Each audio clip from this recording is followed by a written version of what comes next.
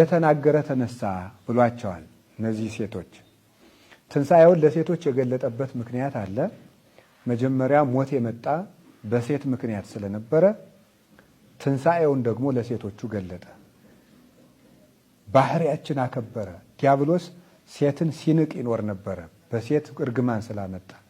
ጌታ ደግሞ ትንሣኤውን ለሴቶች በመንገር በመግለጥ የጠፋውን እንደመለሰ፣ የተዋረደውን እንዳከበረ፣ የሞት ምክንያት የሆነውን የሕይወት ምክንያት እንዳደረገ፣ የሴቶችን ባህሪ እንዳከበረና እንደባረከ ጌታ ገለጠ። ዲያብሎስን ናቀው። እሱ ባዋረዳት ሴት ሕይወትን በማምጣት በመወለድ ዲያብሎስን አሳፈረው። ከሴት ልጅ ተስፋ ይወለዳል ብሎ ሰይጣን አስቦ አያውቅም። ግን ጌታ ከሴቲቱ ከድንግል ማርያም በመወለድ በሴት ጆሮ የመጣውን ሞት በሴት ጆሮ ብስራት በማሰማት ሕይወት በእሷ ማህፀን በማደር በኋላም ተነስቶ ደግሞ ለሴቶቹ ትንሣኤውን በመግለጥ የሰውን ልጅ ባህሪ አከበረ።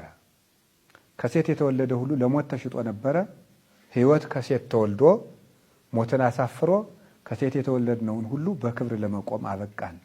የጸጋው ተሳታፊዎች፣ የመለኮቱ ግብር የባህሪ ክብሩ ተሳታፊዎችና ባለሟሎች፣ የክብሩ ወራሾች፣ የክብሩ ቀዳሶች፣ የዘላለም ነገስታት እንድንሆን እሱን ራስ አድርገን ተሰብስበን በሱ ፍቅር ተሸልመን እንድንኖር ለጸጋ፣ ለዘላለም ሕይወት፣ ለባለሟልነት፣ ለሰማይ መንግስት፣ ለክብር፣ ለባለሟልነት ጠራን። የሁሉ የበቃ ነው በትንሣኤው ነው። እንደተናገረ ተነስቷል ያለ ምንድን ነው የሚለውን የመጀመሪያው ስንተረጉም ጌታ በብሉይ ኪዳን እንደሚነሳ ተነግሮለታል። በመዝሙር 77 ላይ ጌታ ሲናገር ወተንሥአ እግዚአብሔር ከመዘንቃህ እምንዋም፣ እግዚአብሔር ከእንቅልፍ እንደሚነሳ ተነሳ፣ ወከመ ኃያል ዘህዳገ ወይን አለ። ከወይን ስካር እንደሚነሳ ስካሩን እንደለቀቀው ጎልማሳ እንዲሁ እግዚአብሔር ተነሳ። ወቀተለ ጸሮ በድህሬሁ፣ በኋላውም ጥልን አጠፋ።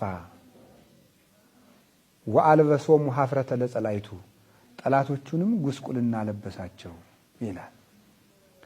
እግዚአብሔር ከእንቅልፍ እንደተነሳ ተነሳ ያለው እግዚአብሔር ወልድ ሞትን ድል አድርጎ ስለተነሳ ነው። ጠላቶቹን በኋላው ገደለ ያለው በመስቀሉ ጥልን ገደለ ማለቱ ነው። ከጀርባው ባለ መስቀል በኋላው ጥልን አጠፋለ። ከጀርባው ባለ መስቀል ጥልን ዲያብሎስንና ሞትን አጠፋ። ለጠላቶቹም ጉስቁልናን ኀፍረትን አለበሳቸው ማለት ላጋንንት ኀፍረትን ጉስቁልናን አለበሳቸው ተብሎ ትንሣኤው ተነግሮለት ነበረ። ከዚያ በምሳሌም ዮናስ በአሳ አንበሪ ውስጥ 3 መዓልት 3 ሌሊት በከርሰ መቃብር አድሮ ተነስቶ ነበረ። ይህ ግልጽ ትንቢት ነው። ጌታም ይህንን ምን ብሎ ተናግሯል? በማቴዎስ ወንጌል ምዕራፍ 12 ቁጥር 40 ላይ ሲናገር በከመ ነበረ ዮናስ ውስተ ከርሰ አንበሪ ሰሉሰ ዕለታተ ወሰሉሰ ለያሌ ከማሁ ሀለወ ለወልደ እጓለ እመሕያው ይንበር ውስተ ከርሰ ምድር ሰሉሰ ዕለታተ ወሰሉሰ ለያሌ።